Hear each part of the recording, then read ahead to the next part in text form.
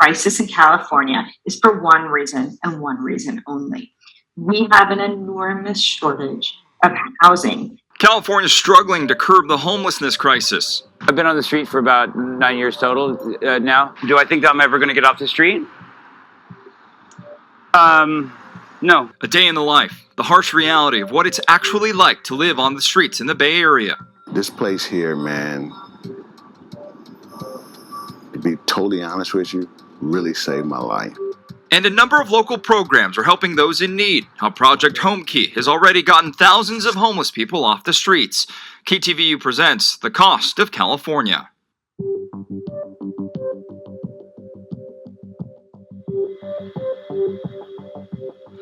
Welcome to this KTVU special, Costs of California. We're diving deeper into four major topics: cost of living, education, the defund police movement, and homelessness. We're looking at them through the lens of the costs, the benefits, and an analysis of where your money is going. Today, our focus shifts to California's homelessness crisis. It's consistently one of, if not the top issue for people who live in this state, and continues to be one of the greatest challenges for lawmakers. In January 2020, the U.S. Department of Housing and Urban Development conducted a point-in-time count and survey of people experiencing homelessness. In California, the number rose 7% to 161,548. That makes up 28% of the count nationwide. Keep in mind, these numbers are from before the pandemic and its impact on the economy. In addition, service providers and advocates believe HUD's methodology leads to undercounting. So let's take a closer look at what those numbers mean. According to HUD, of those experiencing homelessness in California, 70.4 were unsheltered, the highest percentage in the nation. California reported the largest number of unaccompanied youth in the nation at 36%, as well as accounting for the 31% of veterans experiencing homelessness in the U.S. Let's break down the numbers for 3 cities in the Bay Area. These are for point-in-time counts in 2019 and all increases from 17. In San Francisco, 8,035 people were experiencing homelessness. In Oakland, the number's 4,071, and in San Jose, the last count showed 6,097 homeless individuals. All of those cities and others have introduced their own solutions to housing and homelessness. Another reminder, that count is before COVID-19 and its debilitating impact on the economy. The biennial count was due to happen in January of this year, but like most things, the pandemic postponed those activities. The majority of Bay Area counties pushed back their point-in-time counts to 22, citing the risk of volunteers and unhoused people catching or spreading COVID-19. Housing is health. We do not. Libby Schaaf, San Francisco Mayor London Breed, and Governor Newsom joined the Biden administration for the launch of a new initiative called House America. The goal of the program is to move people experiencing homelessness to permanent, stable homes. Federal funding will go to cities to help them build affordable housing units. So what's in the new state budget to tackle homelessness? $12 billion total over the next 2 years. $5.8 billion towards Project HomeKey, a pandemic-born program to quickly house people in vacant apartments and hotels. $2 billion in aid to local governments, and $1.75 billion to build affordable homes. Behind each of those numbers and figures is a person.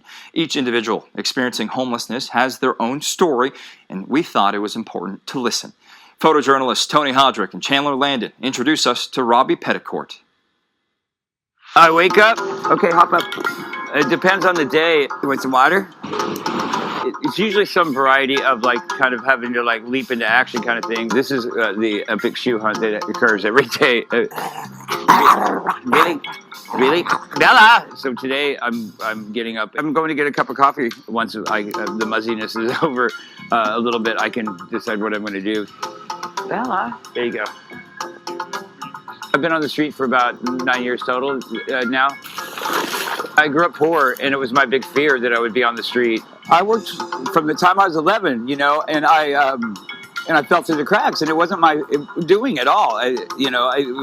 But once I was through those cracks, I hit free fall, and I sure did stupid to keep myself down. People like me, I don't get food stamps, so I rely on white boxes and these food bags and stuff, or dumpstering. You dive into some really foul stuff in search of the golden goose. But when you find like that secret spot, like, that restaurant that's like has a, $120 steaks, and then you realize that they're throwing out 8 of them every night that are pre-cooked, and you know, to-go boxes because they you know, they have these Uber orders that aren't filled. You know, you keep that to yourself. The truth of it is that, you know, I think homelessness gets associated with crime a lot more than what we actually do. I think we're very careful not to do. I mean, most of us are very careful not to break the law. Like, you know, if somebody's cold and they steal a sleeping bag, they're not stealing a sleeping bag. They're just taking a sleeping bag because they don't want to freeze to death, right? Thank you, Lifelong. You are truly the best and only outreach team that does anything in Berkeley. I'm lucky. I've got resources in the community, and you know, I'm a member of the community. I've been here for a long time, and I know a lot of people. So if I'm ever desperate, I've got people like you met with Sydney that I can be like, hey, I haven't eaten. Thank you. Yeah, people stop giving. People are more leery of contact. I think that people may feel compassion, but they're really standoffish. Do I think I'm ever going to get off the street? No, I don't. Money's not everything, and we're not just enjoying a multi-million-dollar view out here for free and free rent and all this kind of stuff. The majority of us want to be off the streets. You guys have no idea how hard it is just to get through a day. You know, just to literally physically pick up your and move it around all day long, every single day. Just talk to people. You'd be surprised at what we do, you know. So, what are the clear contributing factors for our homelessness numbers? And what are the possible solutions? To answer those questions, I spoke to Dr. Margot Kushel, the director of UCSF Center for Vulnerable Populations. Is that we have a disproportionate amount of homelessness.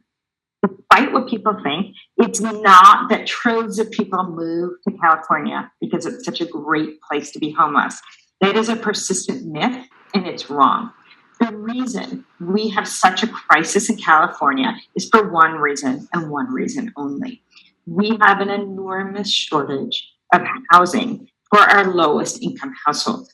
In fact, we're the second worst state in the nation on that statistic.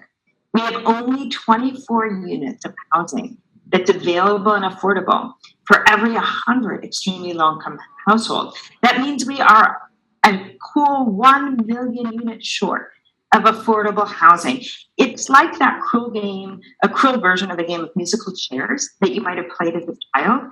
We have 100 households competing for 24 units. Of course, some of them are going to spill out into homelessness. But it is actually the federal government that has the most power to end this crisis overnight.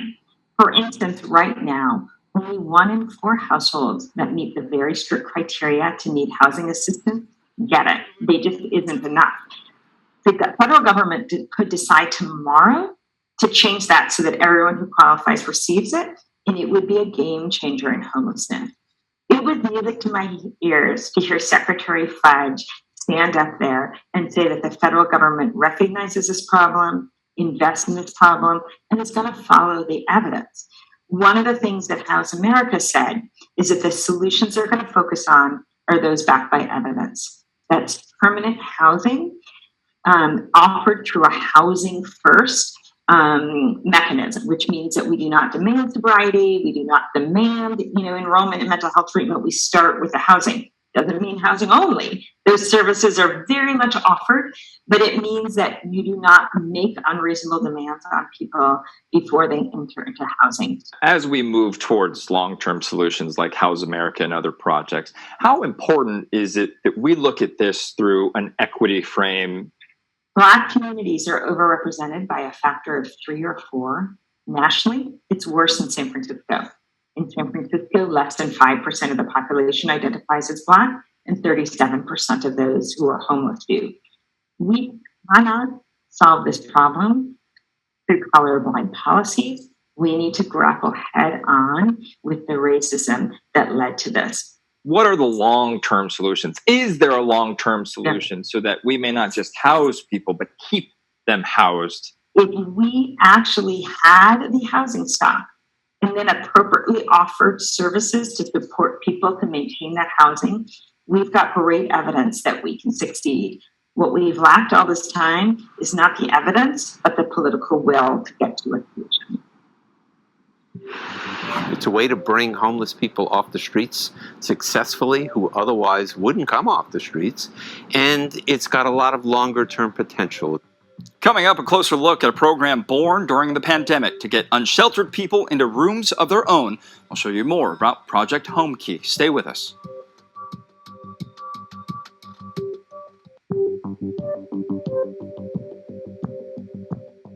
This is an order of magnitude investment into transforming the homeless crisis in the state of California.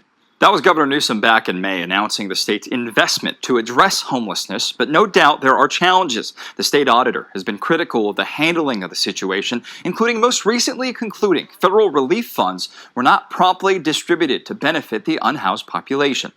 A new program has already gotten thousands of homeless people off the streets in California, including here in the Bay Area. It's called HomeKey, where individuals, counties have the money to buy hotels and motels and convert them into housing. KTVU's Rob Roth visited one former motel on the peninsula and spoke with a resident there.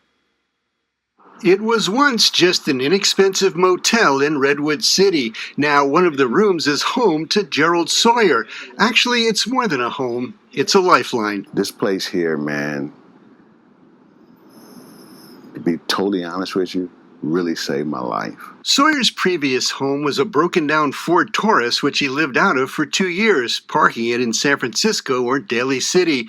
His possessions were whatever he could fit into the back seat. Nice people was bringing lunches because I was so embarrassed to get outside the car from not showering. Yeah, this is my bathroom here. Now Sawyer has his own shower and a bed and a door that closes and locks. Like Beverly Hills, right? He is one of about 70 homeless people staying at this old motel under a new federally funded program called HomeKey. It's a way to bring homeless people off the streets successfully who otherwise wouldn't come off the streets, and it's got a lot of longer-term potential. Bart Charlo is head of Samaritan House, a nonprofit organization that provides homeless services in San Mateo County. Samaritan has been managing the converted motel since it opened last March. It's a very viable part of the solution to the homelessness problem. San Mateo County bought the motel with HomeKey funds. Other Bay Area counties have taken similar steps, buying up old motels, hotels, or other buildings and filling them with people on the streets. The privacy also helps keep COVID from spreading.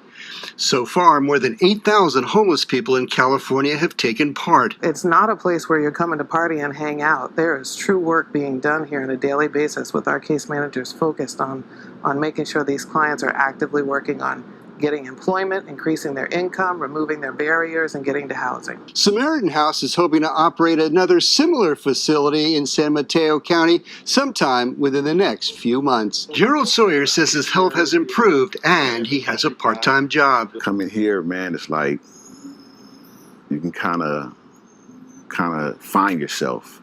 In Redwood City, Rob Roth, KTVU, Fox 2 News. The state has also launched a new program called Clean California. In short, more than $1 billion is being invested over the next few years to collect trash, clean up and transform spaces along highways, local roads, and transit centers. Ultimately, the hope is to work with Caltrans to hire more than 10,000 positions over the next 3 years to be part of the project.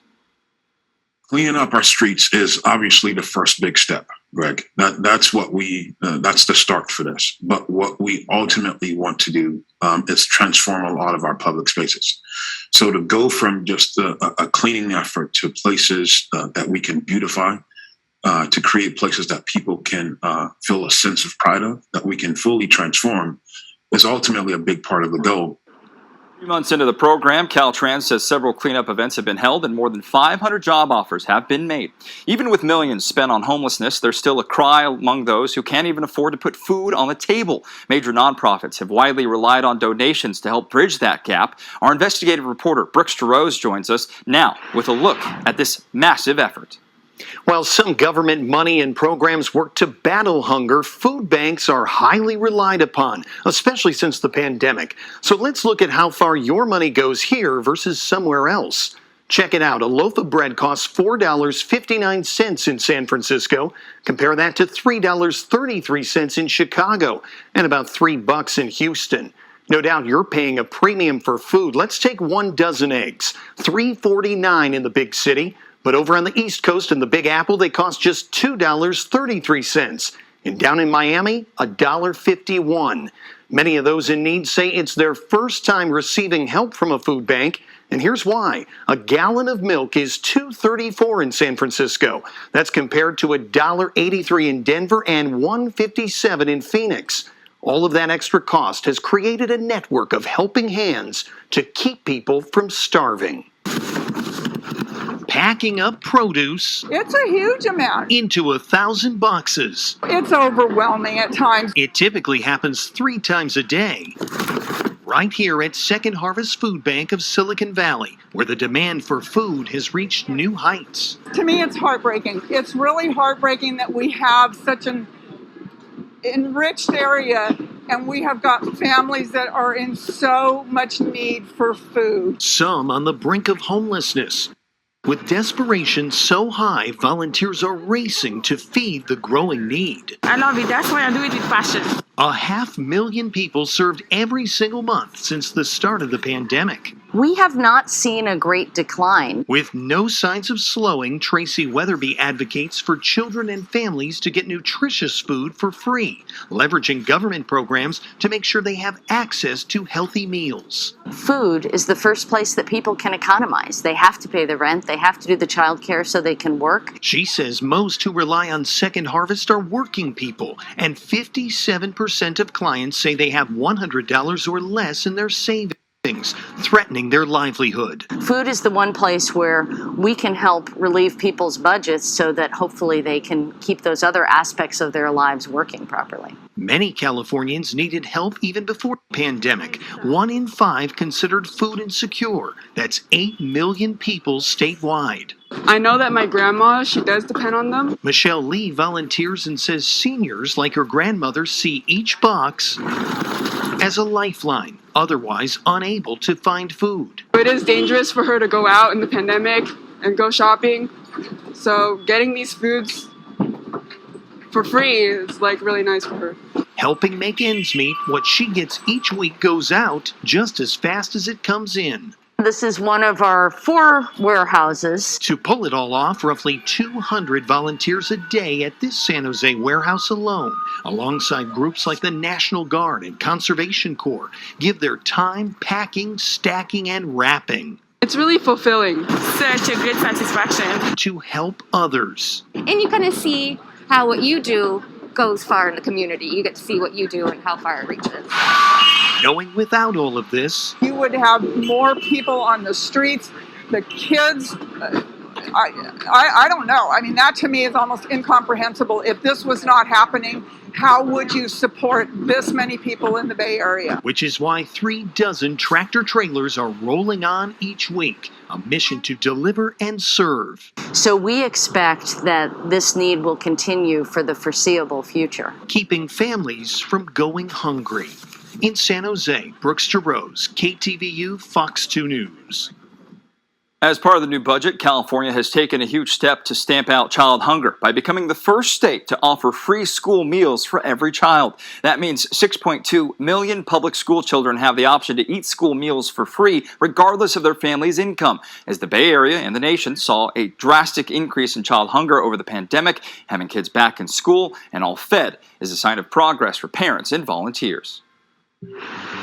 About 16% of seniors, for example, in San Francisco live below the federal poverty line, which is about $13,000 a year. Coming up after the break, keeping our most vulnerable population housed, the staggering statistics about seniors in poverty. Stay with us.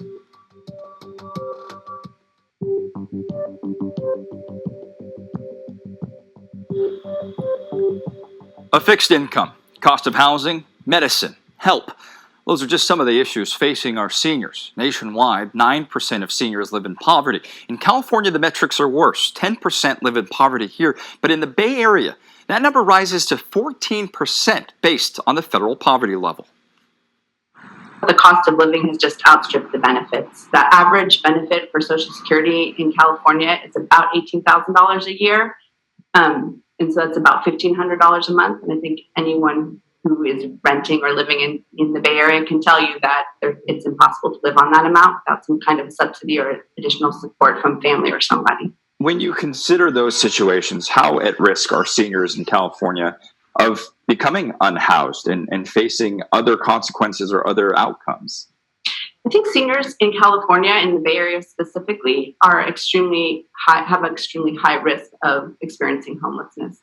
And that's because the cost of living is so high here. So about 16% of seniors, for example, in San Francisco live below the federal poverty line, which is about $13,000 a year. So you're basically making about $1,000 a month. There's nowhere to rent in San Francisco that would allow you to live on $1,000 a month and not be unhoused, unless you are receiving a subsidy or you have a very long-term rental unit with some rent control protections. But even there, it creeps up slowly, and eventually it just gets to the point where people are paying 70, 80, 90% of their 90% of their income on rent. How can we prevent those situations where we see them become unhoused or face other outcomes? How do we help them? Are there solutions here? About 70% of all seniors spend more on medications than is allowed under the Medicare benefit. And so all of these seniors are struggling with the cost of medication. Additionally, there's the cost of just living life. If you're not able to take care of yourself anymore, you need to pay someone to come and help you. But you're not able to do that if you're living off of $1,000 or $1,500 a month. The cost is just simply too high. And what happens is you're not able to care for yourself, and it's very hard for you to maintain living independently. And then finally, we just really need to address housing. That would be an increase in subsidized housing for seniors. And also we see, particularly, for example, in San Francisco, the Department of Aging and Disability Services, for example, has a local subsidy, and it works similar to the federal subsidy. And for a few $100s a month, it can help seniors live in their housing. And a lot of jurisdictions nationwide are using this method of local subsidies to help people stay in their housing, just to drop that housing cost a little bit to enable them to maintain their housing and not experience homelessness. We've heard a lot about the cost of housing and its role in the homelessness crisis. So we asked, what can $500,000 buy you in the Bay Area and different parts of the country? KTVU's Sal Castaneda takes us on a real estate tour. It's nothing new. Bay Area housing prices encouraging people to weigh their options when it comes to buying a home outside the region or the state. Many people say they just can't afford to compete for the limited inventory, and then there are the inevitable bidding wars. I think it's been normal for some time in terms of affordability in the Bay Area has been really tough on households looking to buy a home for the last decade. In 2011, the median home price for an existing home in the Bay Area was $460,000. 10 years later, it's $1.3 million. Based on those numbers, buying a home for $500,000 seems next to impossible here, but plenty of Bay Area people are doing it somewhere else. My name is Nicole Jones, and my husband and I bought a home in Florida for $500,000. Nicole Jones says she and her husband found a nice single-family home near Tampa, which gave them what the Bay Area couldn't in terms of price. Well, my husband and I, we looked for homes in the Bay Area for probably about 4 years. We were living in Oakland at the time. We pretty much knew Oakland was out of the question as much as we loved it. In this pleasant suburb about 25 miles outside the city center, Jones and her husband purchased a 1,700-square-foot home with 3 bedrooms and 2 bathrooms on nearly a quarter acre of land. In the Bay Area, this 1,000-square-foot 3-bedroom, 1-bath home in Richmond was listed for $500,000 and ended up selling for $650,000. This 900-square-foot 3-bed, 1-bath home in Richmond was listed originally for $488,000 and sold for $510,000. 1,800 miles away in Kansas City, this 4,600-square-foot house with 5 bedrooms and 5 bathrooms in move-in-ready condition sold for $403,000. In Austin, Texas, this 1,400-square-foot house with 3 bedrooms and 2 baths on a large lot is listed for $499,000. In Boise, Idaho, this 2,200-square-foot home is listed for $499,000 with 2.5 baths in a residential tract neighborhood.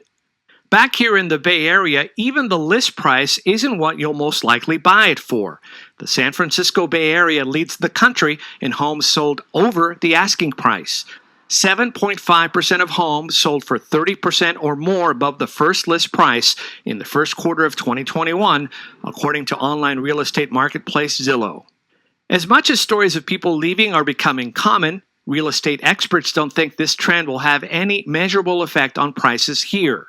Realtor Jennifer Jones of the Grub Company says for everyone leaving, someone is right there to snatch up that home. Yes, very true. It's like a parking space.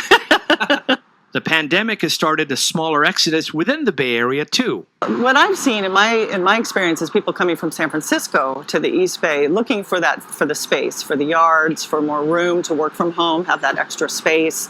So we're seeing a lot of that. Nicole Jones says she and her husband tried doing that here, but couldn't. We're working so hard.